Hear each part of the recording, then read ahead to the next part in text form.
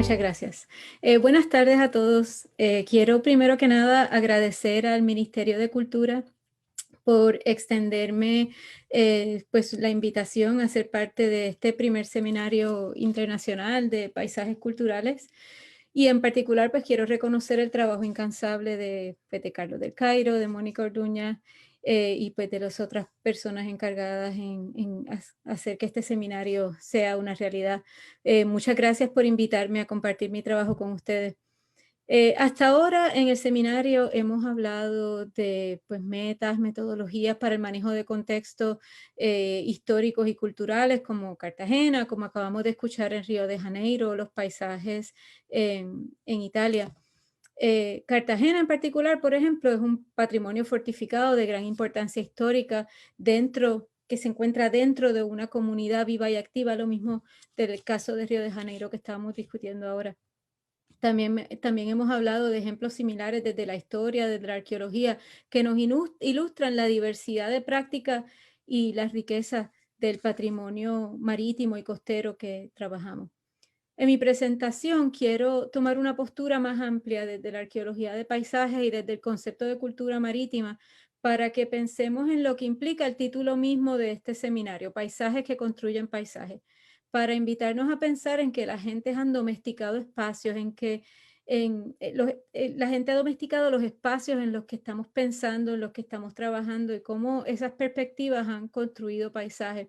Y más que nada, cómo esas acciones no necesariamente sean visibles. Les invito a fijarse en la imagen que estoy presentando en pantalla y pues me imagino que muchos se darán cuenta pues de la roca, de la ola, de la arena, pero no sé si han notado específicamente pues que la roca está tallada. Hay veces que las acciones del ser humano y las marcas que dejan en los paisajes, hay veces que son tan visibles como las cuevas que estábamos hablando en Italia y el de las iglesias, hay veces que son tan invisibles como estos petroglifos que casi no se pueden identificar en las rocas. Para esta conversación quiero comenzar con contarles un cuento. Yo soy boricua, ¿verdad? Y en mi isla comenzamos las historias inteligentes, las historias interesantes con, espérate un momentito, déjame contarte un cuento. Pues yo soy isleña, ¿verdad? Soy de Puerto Rico, en esa esquina, esa isla en la esquina noreste del archipiélago antillano. Mi relación con el mar a nivel personal es muy íntima. Todavía hoy, desde la costa oeste de Estados Unidos, donde vivo, siempre que subo una montaña alta que no tenga montañas más altas a su alrededor, espero poder ver el mar en el horizonte, donde terminen los llanos. Siempre me choca cuando estoy en el continente y subo en una montaña y veo al horizonte y no veo el mar, solamente más tierra y más tierra. En la playa, pues leo las olas, veo el color del mar, sé si instintivamente si es seguro o si es peligroso meterse al agua. Miro el agua y sé si hay arena o hierbas marinas o rocas, si hay peces o no. Mi papá, mi mamá, mis abuelos y abuelas me enseñaron a leer no solo las olas, sino las plantas en el monte, el color del cielo, el comportamiento de los pájaros para saber si viene tormenta. No es hasta que me fui de mi isla que me di cuenta que de la riqueza de ese íntimo conocimiento local que yo heredé de mi gente y de mi familia. Las dos fotos de la izquierda son de Puerto Rico. En playas como esta yo aprendí a nivel de instinto de sobrevivencia, que está bien entrar al agua a nadar cuando la playa se ve como la del cuadro de arriba de la izquierda. La de abajo de la izquierda, con tanta ola de color oscuro, con rocas, ahí no, ahí es peligroso meterse al agua, ahí uno no nada. Imagínense mi trauma existencial cuando tengo que entrar a nadar en San Diego, que es la foto que ven a la derecha, en Scripps, el lugar justo frente a donde yo trabajo, y voy a tomar mi certificación de buceo científico y ahí es donde se hace el trabajo. Ese mar, en ese mar donde nos invitamos a hacer el trabajo es un lugar, el mar es oscuro, es frío, las olas son muy altas, son fuertes. Aún en los días más calmados hay oleaje más alto de lo que me siento cómoda. Pues les cuento que cuando fui a nadar se me subió la presión, me dio un ataque de pánico ese primer día. Después lo hice y estuvo bien, pero es solo que el mar allí es distinto, es un conocimiento que yo todavía no tengo bien desarrollado. A ese principio fue bien difícil. Intelectualmente sabía que estaba bien, que así es el Pacífico, al menos aquí en San Diego, que puedo ir a nadar, pero instintivamente en lo más profundo de esa conexión con mis ancestros y mi mar Caribe, todo mi yo me decía, ay, no te metas, ese mar es hondo, ahí hay corriente, mira esas olas, te va a llevar el mar, está demasiado oscuro y frío, ese mar te va a jalar, vas a acabar en Japón. Hay veces que nuestros pensamientos no son muy realistas. El asunto es que nuestras experiencias de vida en nuestros espacios vividos forman percepciones de mundo y estas a su vez se codifican en la cultura material que generamos cuando vivimos. Yo me crié en un sitio así como el que se presenta en esta imagen con el mar en el fondo. Yo nunca vi el mar como el límite ni el final de la tierra. El mar es el principio de lo próximo, es ese componente líquido y fluido de mi mundo. En mi experiencia de vida, en mi construcción de paisaje, el mar no es el final, es la conexión con otros sitios, con otra gente. El antropólogo Jorge Duani, escribiendo sobre la migración en Puerto Rico, nos describe a los puertorriqueños como la nación en vaivén, que vamos y venimos, igual que las olas. Nos vamos, pero nunca estamos muy lejos, solo al otro lado del charco, como le decimos en la isla, el Océano Atlántico. Pero mi percepción como boricua es muy mía y no es la percepción dominante en la academia. Esas perspectivas de los investigadores influyen en nuestra creación de los espacios que estudiamos o con los que interactuamos. A mí me tomó mucho esfuerzo consciente aceptar, por ejemplo, que los desiertos sin plantas existen, que no son el producto de desastres ambientales. Eso es otro cuento que les cuento otro día. Me tomó mucho trabajo aceptar que uno sí puede nadar en el Océano Pacífico, aunque sea oscuro, frío, que tenga olas enormes.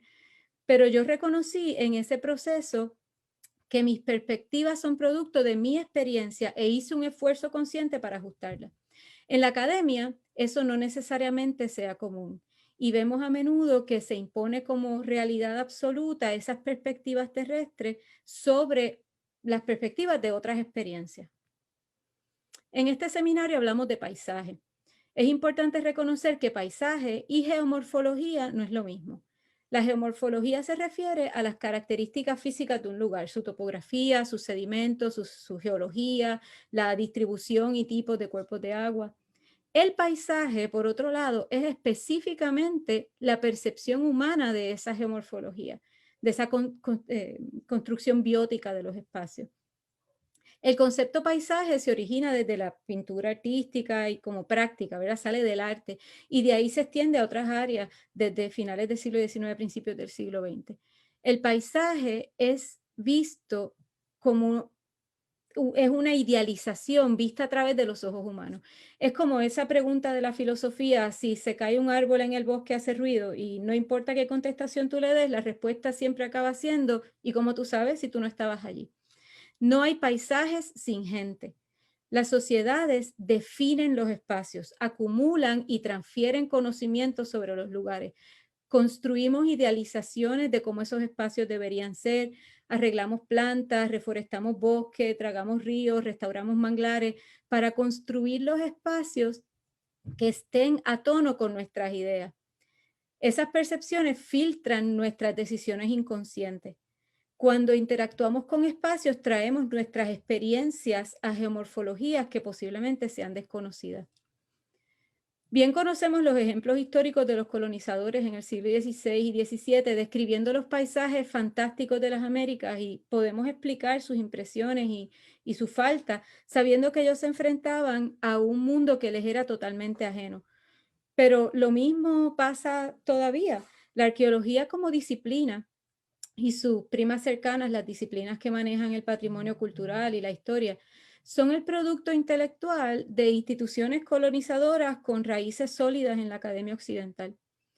Esto ha causado que nuestro entrenamiento profesional refleje percepciones de paisaje y de espacio que repiten predominantemente unas experiencias terrestres y continentales, donde el mar es el final de la tierra, donde las islas son remotas, donde las costas son zonas marginales.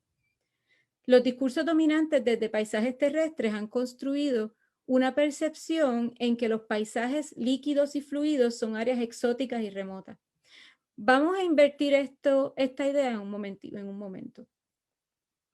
El concepto de cultura marítima fue inicialmente propuesto por Christer Westerdahl y luego desarrollado por otros pensadores. Se enfoca en en cuestionar los patrones de percepción del espacio que surgen desde la interconexión con el mar.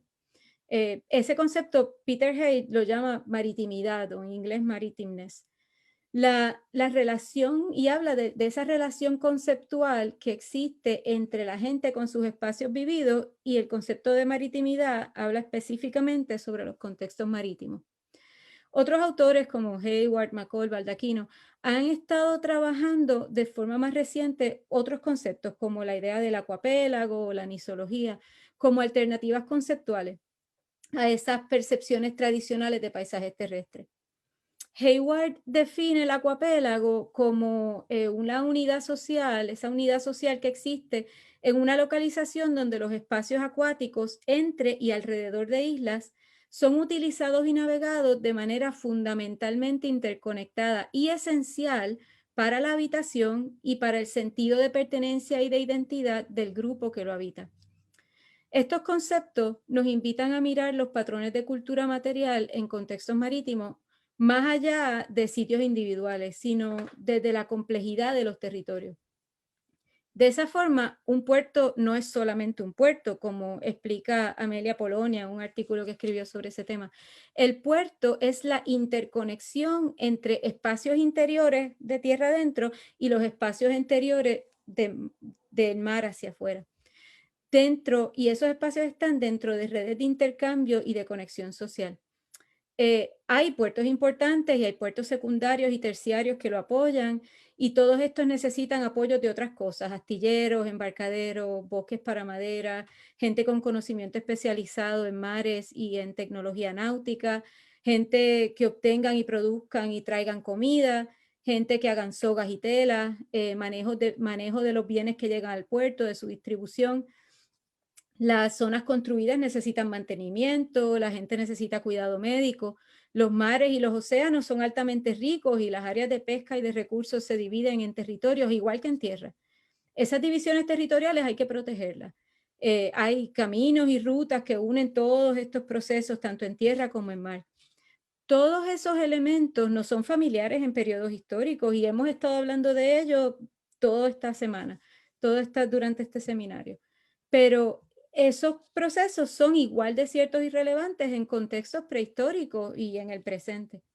Les traigo estas perspectivas teóricas como una invitación a considerar si esto es cierto, cuánto no sabemos de los patrones culturales que han creado paisajes de acuerdo a nuestras experiencias y contextos de vida en el mar, con el mar Caribe, y cómo estas preconcepciones terrestres han influenciado las cosas que asumimos por hecho. Este marco maricultural abre la puerta a ampliar nuestras perspectivas sobre lo que es patrimonio. Si por un lado una perspectiva terrestre presenta el océano como ven en esta imagen, una mancha azul que separa la Tierra, las perspectivas mariculturales trazan lazos de contacto, de redes sociales, de intercambio, que apoyan la continuidad social y el contacto entre los espacios que están conectados por el mar, no separados por el mar.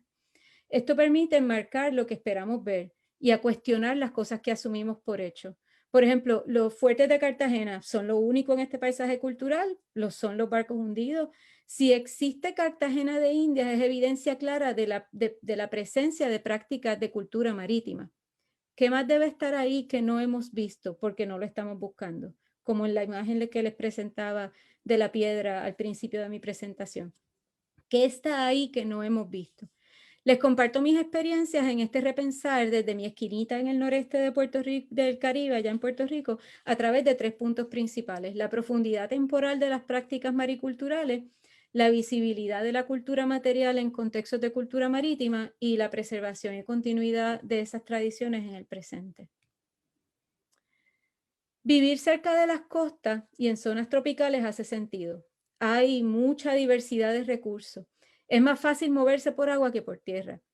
Pues si hace sentido vivir cerca de las costas, de la línea del agua, ¿desde hace cuánto estamos utilizando el mar? ¿Desde cuándo hay cultura marítima? Pues si asumimos que esas prácticas mariculturales están relacionadas con la proximidad a la línea de la costa, entonces lo que vivimos como costa hoy es algo muy reciente y los patrones más antiguos que vemos en tierra hoy no necesariamente corresponden a los paisajes vividos que produjeron esos patrones culturales. ¿Por qué? Porque el nivel del mar ha subido más de 100 metros desde el último máximo glacial. Y eso tuvo un impacto enorme sobre los paisajes costeros que experimentamos hoy en día en el Caribe.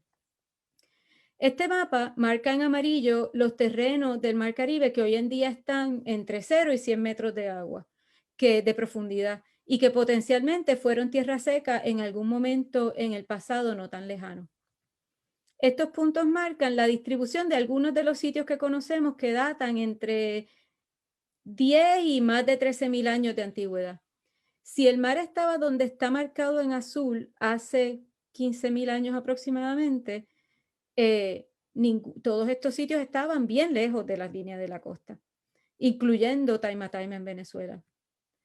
Si vemos el número de sitios arqueológicos conocidos con fechas tempranas, la cantidad aumenta exponencialmente hace aproximadamente 10.000 años. No debe sorprendernos que esto coincida con una pérdida increíble de terreno según el nivel del mar aumentó drásticamente, llegando bastante cerca al presente, hasta los paisajes que vemos hoy hace 10.000 años atrás. Esta pérdida tan rápida debe haber tenido un impacto enorme en la redistribución y la redefinición de territorios sociales que se reestructuraron en los paisajes costeros nuevos, y la gente se movilizó y la gente que hasta ese momento vivía en paisajes costeros, pues se tuvo que reubicar y relocalizar. Por lo tanto, no nos debe sorprender que dentro de esos procesos de relocalización, según las costas se aproximaran al presente, es que entonces vemos el movimiento a los primeros asentamientos en las Antillas. La pregunta es, ¿esos patrones de asentamientos y profundidad temporal que vemos en las islas son fechas reales de las primeras ocupaciones de las Antillas? ¿Son sitios terrestres que hoy están en la costa? ¿Cuándo comenzaron las migraciones de Centro y Suramérica hacia las islas del Caribe? Definitivamente no importa que el hecho que haya gente en un sitio como Puerto Rico hace 5.000 años atrás o más, es evidencia concreta del dominio de la tecnología náutica muy avanzada que permitió cruzar el Caribe, y eso no es cosa fácil. ¿Qué más podemos conocer de estas culturas pasadas? Que puede ser que estos restos estén hoy en día debajo del agua. El asunto es que la cultura material asociada a las prácticas marinas requiere ojos especializados para identificarla. Si yo no supiera cómo se ve un muelle, si no supiera que esa roca que está ahí en la parte de arriba a mano derecha no nace ahí, esa no es una localización natural para ese tipo de roca, no identificaría eso como un muelle. Si no supiera cómo se ve una canoa y no supiera cómo se ve un pecio, no hubiera podido reconocer ese pecio que ven ahí expuesto por la erosión costera y por la subida del nivel del mar en la imagen de abajo de la izquierda. Si no supiera que el nivel del mar ha subido, no podría reconocer esos pedazos de madera que ven en la imagen de arriba de la izquierda como un mangle fosilizado. Las perspectivas mariculturales nos ayudan a identificar patrones donde no los estamos esperando. ¿Cuánto más hemos ignorado? Yo trabajo justo en el centro de la costa norte de Puerto Rico. Este triángulo de color verde claro que marco aquí es el sitio arqueológico de Tierras Nuevas o Playa Machuca, que es de los pocos centros ceremoniales costeros que sobreviven en la línea de la costa en Puerto Rico.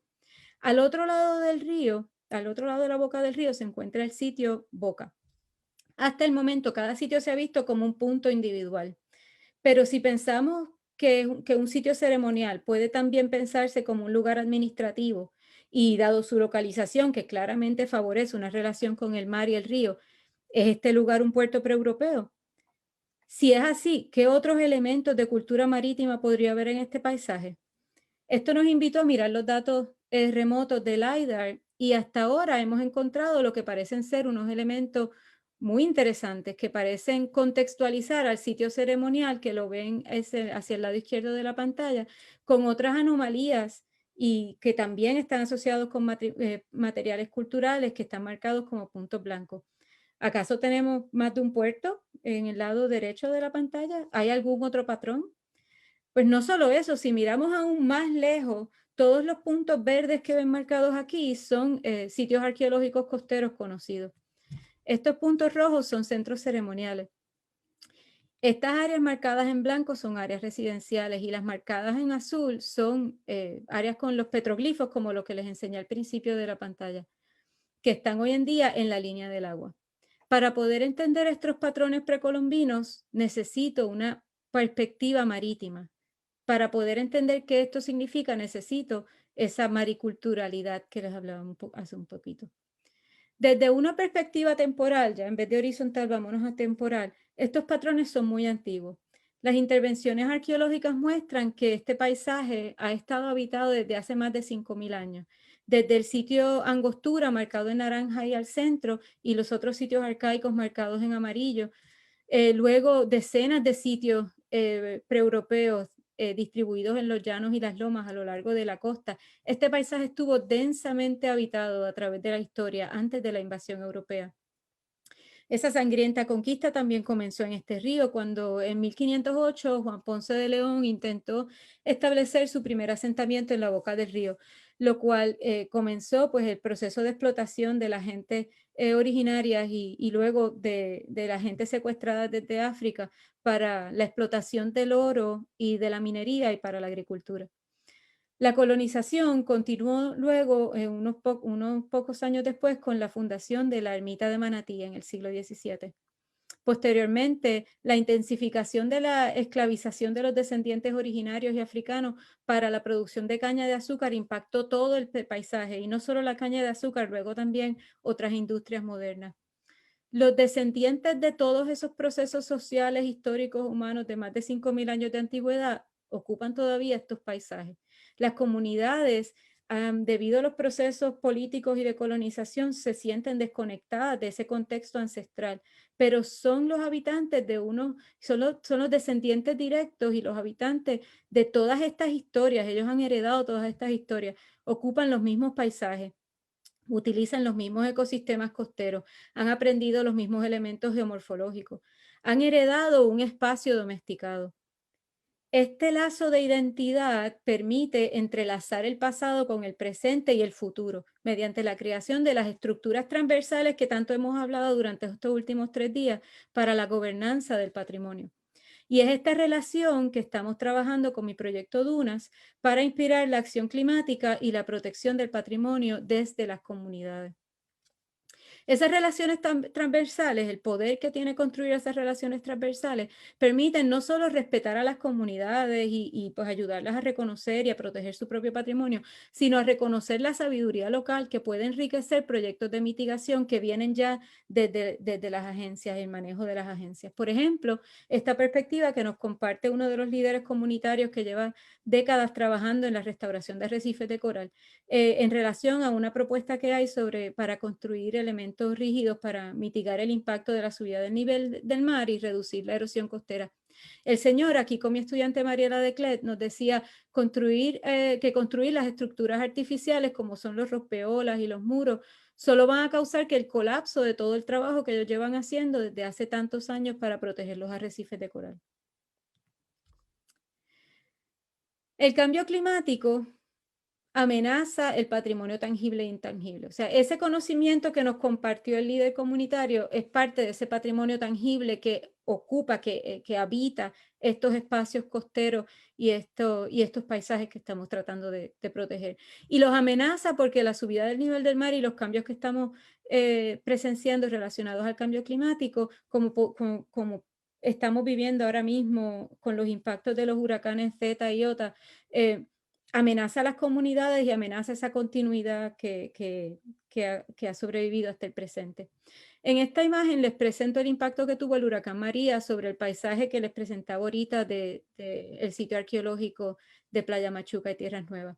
Pueden ver en la imagen de la derecha abajo la magnitud de la erosión que causó el oleaje del huracán María y posteriormente de otros eventos de tormenta invernal que impactaron y erosionaron significativamente la zona costera. Y el impacto que pueden ver a la derecha, que ya no es solo al patrimonio arqueológico, sino directo a la estabilidad y a la continuidad habitacional, la seguridad habitacional de la comunidad local. Esta era la costa de Playa Machuca del sitio arqueológico Tierras Nuevas entre el 2014 y el 2015. Aquí pueden ver a mis estudiantes en una de nuestras expediciones de campo en esos años, trabajando con estudiar este paisaje. Y así se encontraban estos dos mismos lugares en febrero del año de este año, febrero 2020. Y pues luego de la pandemia pueden ver el nivel de erosión increíble que ha impactado este espacio. Y pues no, dado la pandemia, no he podido regresar a Puerto Rico desde marzo, pero sé que la erosión no se ha detenido. La erosión está destruyendo aceleradamente esos paisajes que apenas comenzamos a aprender, pero que pueden ver la magnitud y la cantidad de información que estamos comenzando a descubrir. Los impactos están ocurriendo más rápido de lo que estamos actuando para proteger el patrimonio en términos generales. Y el asunto es que no es solamente la subida del nivel del mar y el cambio climático lo que presentan amenazas para el patrimonio marítimo, costero y subacuático. Otros factores que debemos considerar en ese proceso de protección del patrimonio incluyen cambios cambios en temperatura, cambios en humedad relativa, cambios en intensidad de viento que pueden estimular fuegos y oleaje más fuerte, de sequía, de desertificación, cambios en el nivel freático. Todos estos elementos amenazan la preservación de los materiales arqueológicos que hasta ahora se han preservado in situ. Incluso, además de todos estos otros factores que pueden ver en pantalla, las acciones que tomamos para mitigar el cambio climático también pueden ser fuente de amenaza para la preservación del patrimonio, incluyendo posibilidades de contaminación o la construcción de proyectos de mitigación que pueden destruir esos contextos y esos espacios habitados. Según las comunidades se tienen que relocalizar ante diferentes amenazas, también el desarrollo urbano y las migraciones, o también en lo que cuesta responder a estos desastres, son elementos que pueden poner en riesgo nuestros patrimonios. En fin, y ya casi sin tiempo, quiero terminar por regresar a mi expresión de gratitud al principio. El que esta iniciativa que toma el Ministerio de Cultura es sumamente importante dentro de todo este contexto de paisajes culturales y cultura marítima que he estado discutiendo en esta presentación. Estas historias que aún no sabemos le dan forma a quienes somos nosotros como habitantes del Caribe. Nosotros también hemos heredado espacios domesticados que han creado lo que asumimos como paisajes caribeños. Es mucho el trabajo que hay que realizar y todo comienza con el abrir las puertas a conversaciones francas e innovadoras como las que son estimuladas por este seminario. Muchas gracias por su atención.